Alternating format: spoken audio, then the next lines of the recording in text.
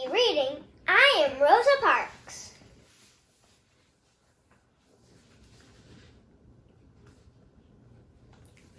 Today we have one of my oldest dolls, Tutti Frutti, and another one of my oldest dolls named Sunshine. You might remember her from some of my other videos. I am Rosa Parks.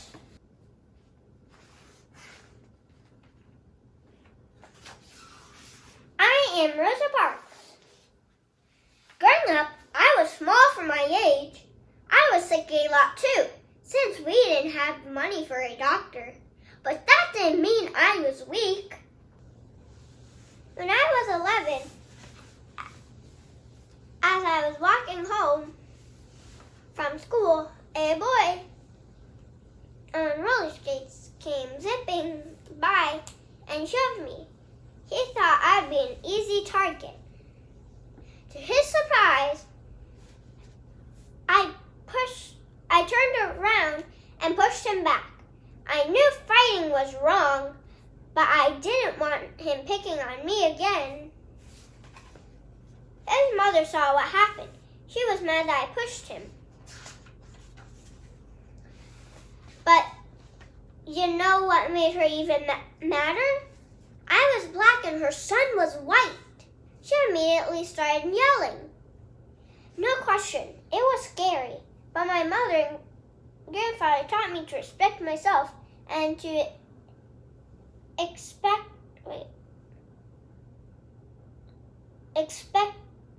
respect from others.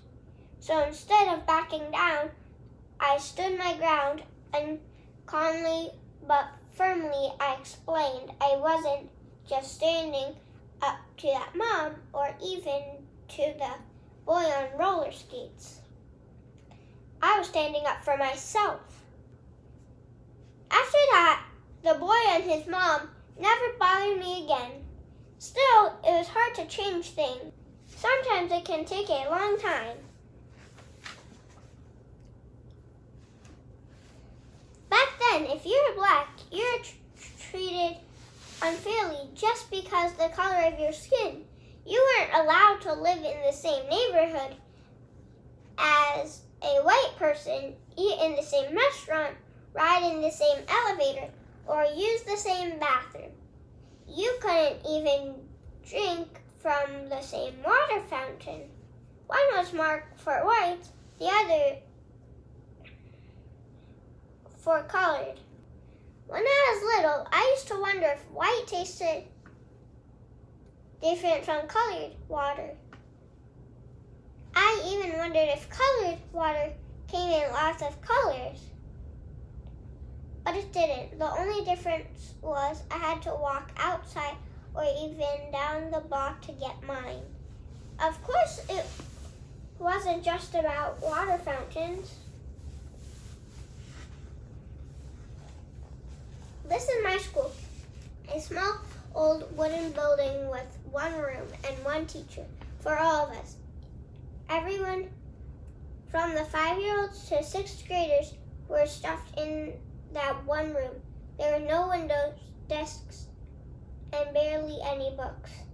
Since most kids had to work on a farm to earn money, we only went to school 5 months during the year. Let's school! Hooray! Don't say hooray, that's bad. We also brought our books home every night. Why?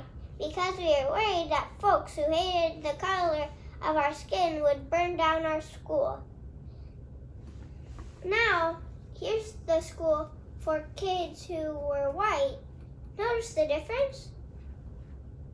It was a new big building with beautiful windows, new desks,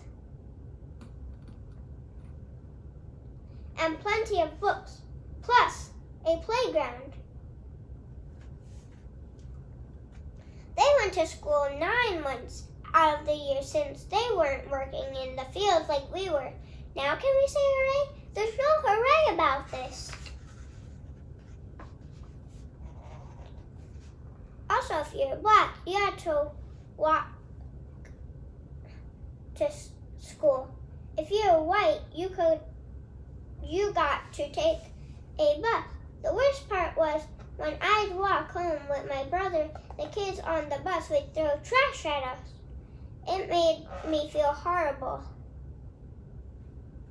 But there were no civil rights back then.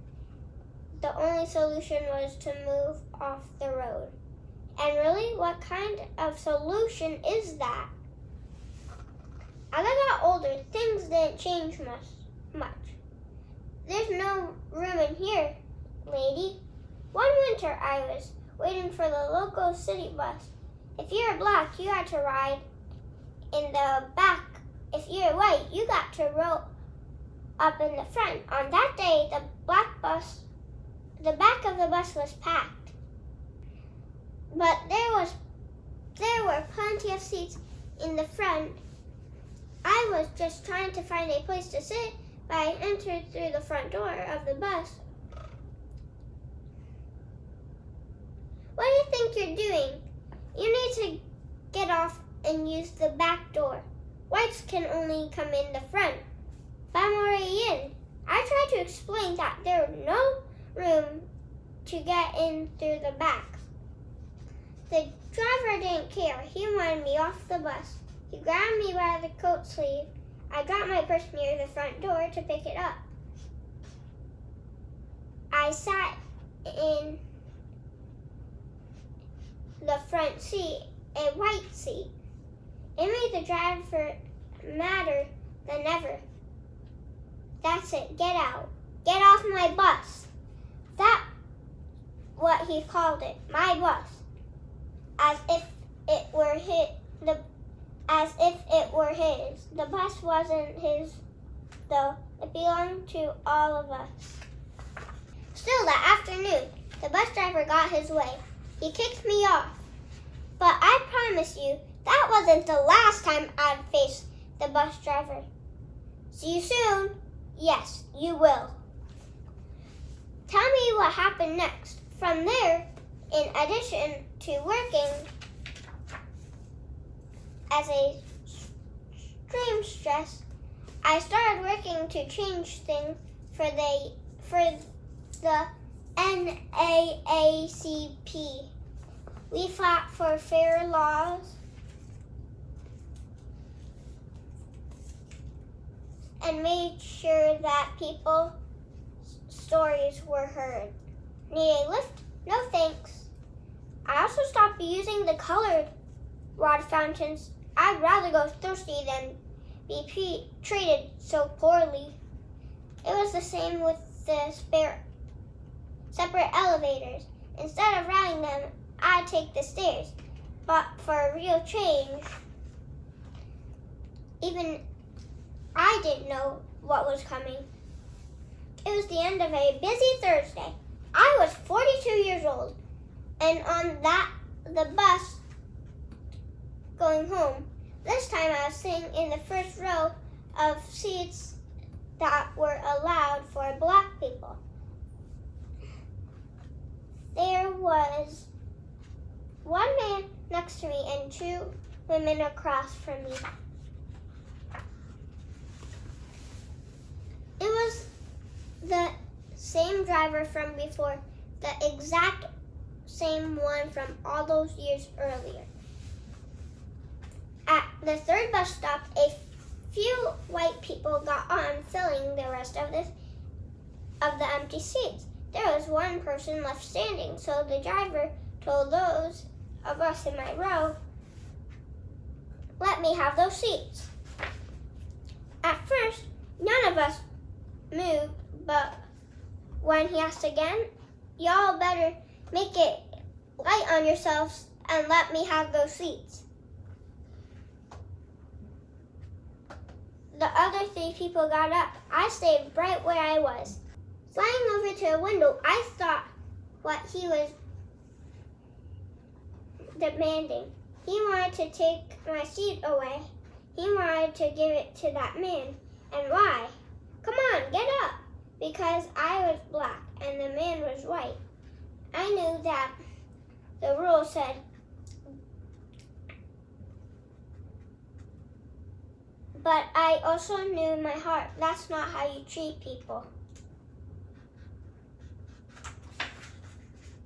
Without a doubt, the driver was mad, but I never lost my cool. Never raised my voice. Are you gonna get up? No. People say that the reason I refused to give up my seat was because I was tired. And I was, but wasn't the kind it wasn't the kind of tired that came from aching feet. The only tired I was tired of giving in.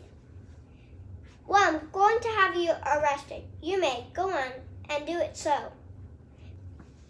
Before me, there were other brave women who had refused to give up their seats. So on that day, for violating the rules of Montgomery, Alabama, I got arrested, but for standing up for myself, I ignited a movement. From there, the Montgomery bus boycott began for 381 days.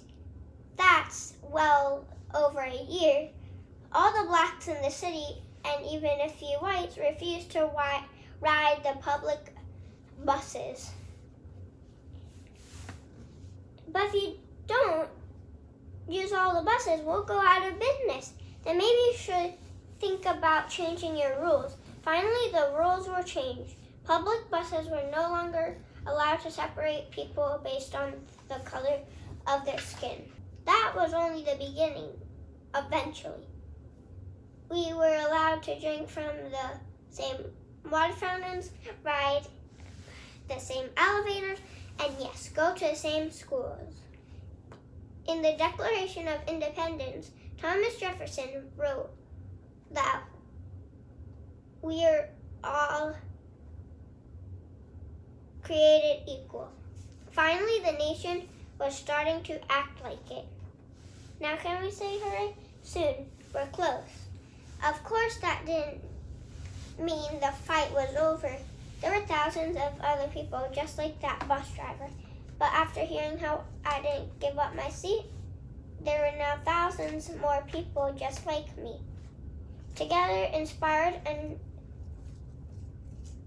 committed to justice. My name's Martin. Want to hear a route draft of my speech? You bet I do. In my life, people tried to knock me down, tried to make me feel less than I was. They teased me for being small, being black, being different. Let me be clear. No one should be able to do that. But if they try, you must stand strong. Stand for what's right. Stand for yourself, even if it means sitting down. When you do, others will follow. What's the medal? It's the Congress Gold Medal, one of the government's highest honors. George Washington got one too. Cool. Now can I say hooray? Go for it. Hooray! I am Rosa Parks, not a politician or a president or an actor or a famous business owner. I'm just an ordinary person, but I'm also proof that there's no such thing as an ordinary person. I hope you'll always stand up for yourself. And I hope you'll remember that we're all in this together. So hey kid, let me ask you, what did you learn from that book? That everybody should be treated equal, no matter what race you are or what sex you are. What if you're short? Still be treated equal, even if you're tall. Ugly? Still. What about if you're equal? What about if you're a Red Sox fan? You should still be treated equal. Really?